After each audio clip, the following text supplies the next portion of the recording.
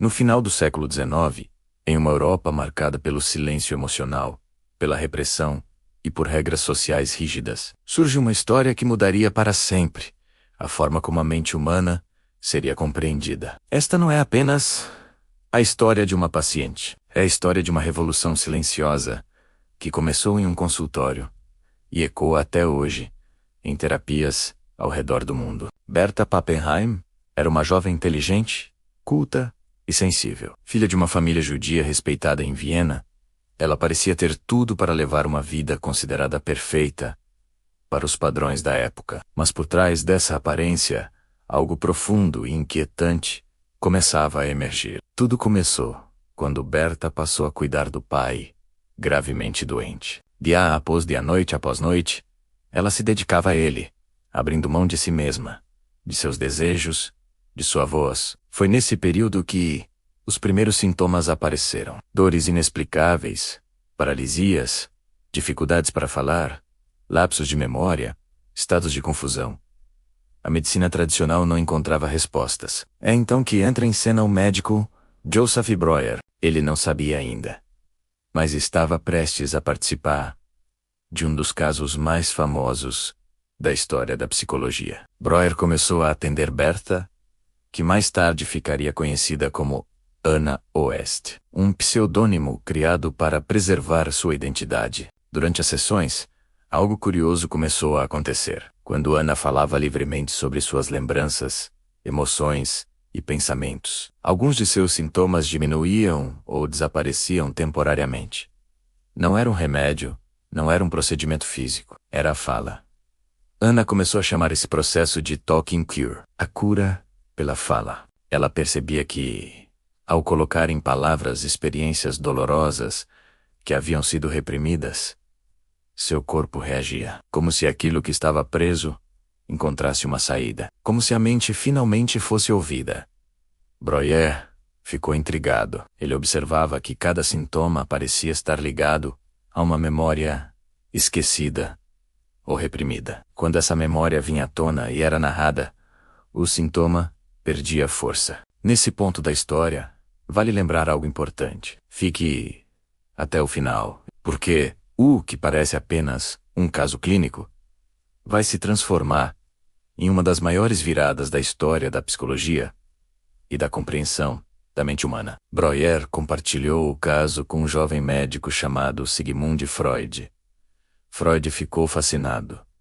Ele viu ali algo que a medicina ignorava: o poder do inconsciente, o peso das emoções não ditas, a força das palavras. Embora Freud não tenha atendido Ana Oest diretamente, ele estudou profundamente o caso e o transformou em base teórica. A partir desse atendimento, Freud começou a desenvolver a psicanálise. A ideia era simples e revolucionária. Muitos sofrimentos psíquicos não vinham do corpo, mas de conflitos internos não resolvidos. Conflitos que, quando silenciados, encontravam outras formas de se expressar. A Talking Cure mostrava que falar não era apenas desabafar.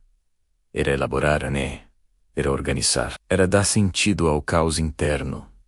Ana Oest apresentava sintomas variados. Em certos momentos, não conseguia falar sua própria língua. Em outros, perdia movimentos do braço. Também tinha alucinações e estados dissociativos. Nada disso tinha explicação neurológica clara, mas quando ela narrava eventos traumáticos ligados à doença do pai, a exaustão emocional e as perdas que viveu, algo se transformava. Era como se cada palavra abrisse uma porta trancada. Neste ponto da história, estamos nos aproximando de uma virada importante. Ficar até o final vai revelar por que esse caso ainda influencia terapeutas, psicólogos e até conversas cotidianas sobre saúde mental.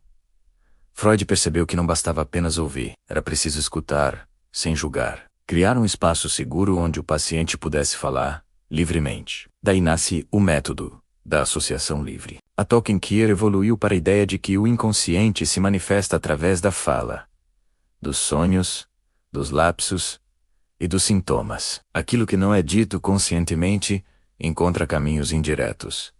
O caso Ana Oest também levantou debates e críticas. Mais tarde, historiadores questionaram detalhes do tratamento e do desfecho clínico. Mas isso não diminui sua importância histórica. Berta Pappenheim, após o período mais crítico, se tornou uma importante ativista social e defensora dos direitos das mulheres.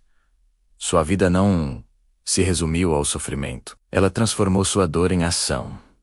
Isso nos leva a um ponto essencial. A Talking Cure não prometia apagar o passado, mas permitir que ele fosse contado, compreendido e integrado. Neste momento da história, se você chegou até aqui, saiba que o final conecta tudo isso com algo muito atual. Fique até o fim, porque a última reflexão é o que torna esse caso eterno. A partir de Ana West, a psicoterapia deixou de ser apenas observação médica e passou a ser diálogo, escuta, relação, palavra. Freud expandiu essa ideia e construiu conceitos como repressão, inconsciente, transferência e resistência. Tudo isso nasceu, em parte, daquele quarto onde uma jovem começou a falar. Hoje, quando alguém diz que precisa conversar para se sentir melhor, está ecoando a Talking Cure. Quando um terapeuta escuta em silêncio, está honrando esse legado. O caso Ana West nos ensina que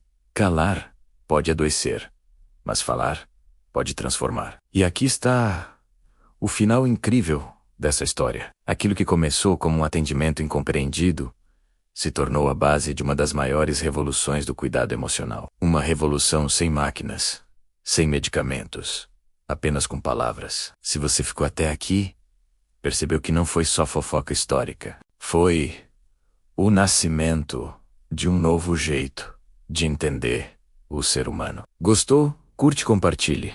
Segue nosso canal para mais fofocas no divã. Assinado, o terapeuta.